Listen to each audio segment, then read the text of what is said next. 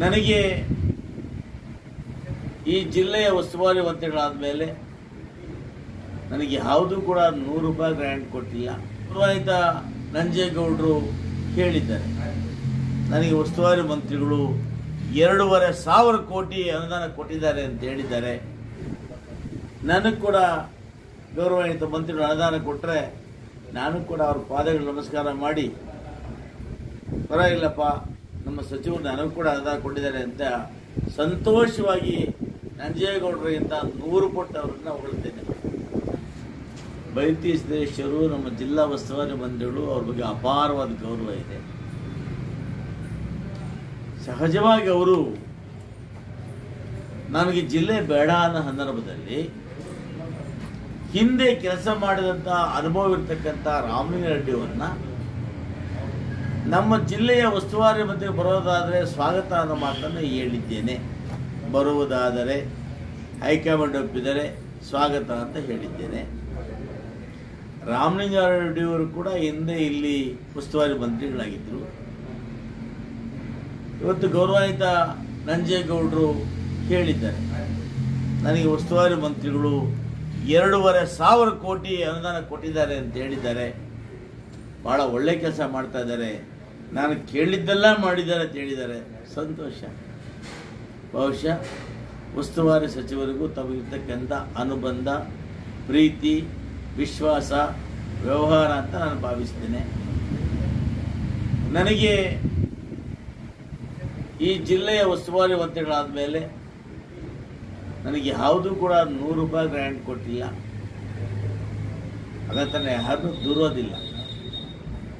പക്ഷെ ನಂಜೇಗೌಡರು ಇವತ್ತು 2,500 ಕೋಟಿ ಅನುದಾನ ಕೊಟ್ಟಿದ್ದಾರೆ ಅಂದರೆ ಅವರು ನಮ್ಮ ಗೌರವಾನ್ವಿತ ಜಿಲ್ಲಾ ಮಂತ್ರಿಗಳನ್ನು ಹೊಗಳೋದ್ರಲ್ಲಾಗಲಿ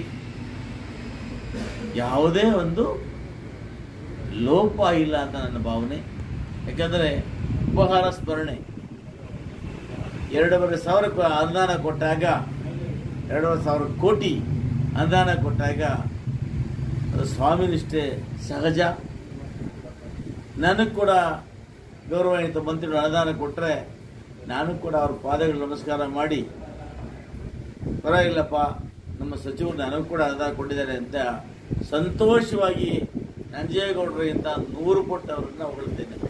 ನಂದೇನಂತ ಹಾಗಾಗಿ ಬೈರತಿ ಸುರೇಶ್ ಸರ್ ಖಂಡಿತ ಒಳ್ಳೆ ವ್ಯಕ್ತಿ ಬಗ್ಗೆ ಮಾತಾಡ್ತಾರೆ. ನಾನು ಒಳ್ಳೆ ವ್ಯಕ್ತಿ. ಕೆಲವು ಸಂದರ್ಭಗಳಲ್ಲಿ ಸ್ಥಳೀಯವಾಗಿ ಕೆಲವರ ಕವಿಗೋಷ್ಠಿಯಲ್ಲಿ ತೆಗೆದುಕೊಂಡಾಗ ಅವರು ಅಧಿಕಾರ ಚಲಾವಣೆ ಮಾಡೋಕ್ಕೆ ಕಷ್ಟ ಆಗ್ತದೆ. ಆದರೂ ಕೂಡ ವ್ಯಕ್ತಿಗತವಾಗಿ ಸುರೇಶ್ ರವರ ಮೇಲೆ ನನಗೆ ಯಾವುದೇ ಬೇಜಾರಿಲ್ಲ.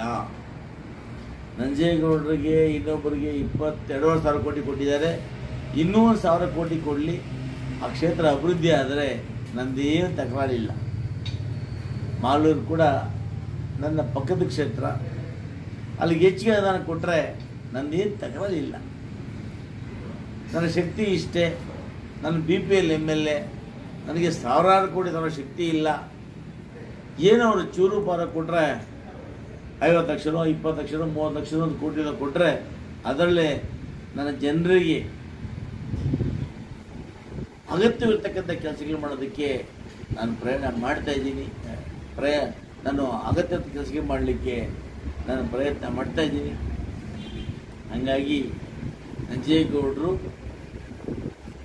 ಗೌರವಾನ್ವಿತ ಬೈರತಿ ಸುರೇಶ್ ಸಾಹೇಬರನ್ನು ಒಳ್ಳೆಯವರು 2,500 ಕೋಟಿ ಅನುದಾನ ಕೊಟ್ಟಿರೋದ್ರಲ್ಲಿ ಯಾವುದೇ ತಪ್ಪಿಲ್ಲ.